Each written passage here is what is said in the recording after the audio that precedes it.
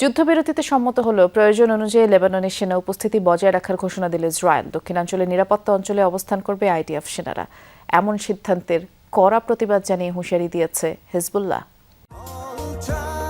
স্বাস্থ্যকর all time cake, সব সময় অল টাইম হেলদি লাইফ।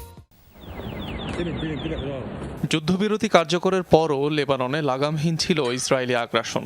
হিজবুল্লাহর সাথে একাধিকবার সংঘাত বন্ধে সম্মত হলেও দক্ষিণাঞ্চলে বারবারই শর্ত ভঙ্গ করেছে তেল আবিব, যার জেরে কঠোর অবস্থান নেয় ইরান।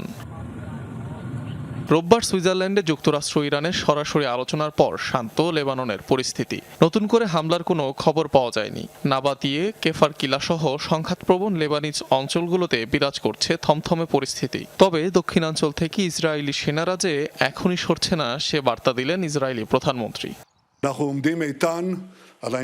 রাষ্ট্রের সকল নাগরিককে রক্ষা করতে যতদিন প্রয়োজন ততদিন দক্ষিণ লেবাননের নিরাপত্তা অঞ্চলে অবস্থান করব। ইসরায়েলের প্রধানমন্ত্রী হিসেবে এই বিষয়ে আমি দৃঢ়ভাবে জোর দিচ্ছি, কোনো কিছুই তা পরিবর্তন করতে পারবে না। পাল্টা হুঁশিয়ারি দিয়েছে হিজবুল্লাহ। সংঘাত বন্ধে প্রতিশ্রুতিবদ্ধ তারা, কিন্তু হামলা হলে দেবে জবাব। লেবানিজ ভূখণ্ডে কোনো ধরনের দখলদারিত্ব মানবে না গোষ্ঠীটি। ইসরায়েল লেবাননে থাকতে পারবে না। তারা হামলা বাড়ালে আমরাও আত্মরক্ষা করব। আগ্রাসন পুরোপুরি বন্ধে যে কোনো যুদ্ধবিরতিতে আমরা প্রতিশ্রুতিবদ্ধ, কিন্তু কোনো শর্ত লঙ্ঘন মানব না। তেমন হলে মোকাবিলা করব, লড়ব, প্রয়োজন অনুযায়ী ব্যবস্থা নেব।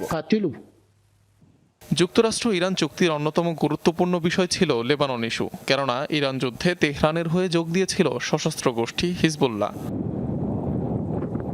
অনিক রহমান, যমুনা নিউজ।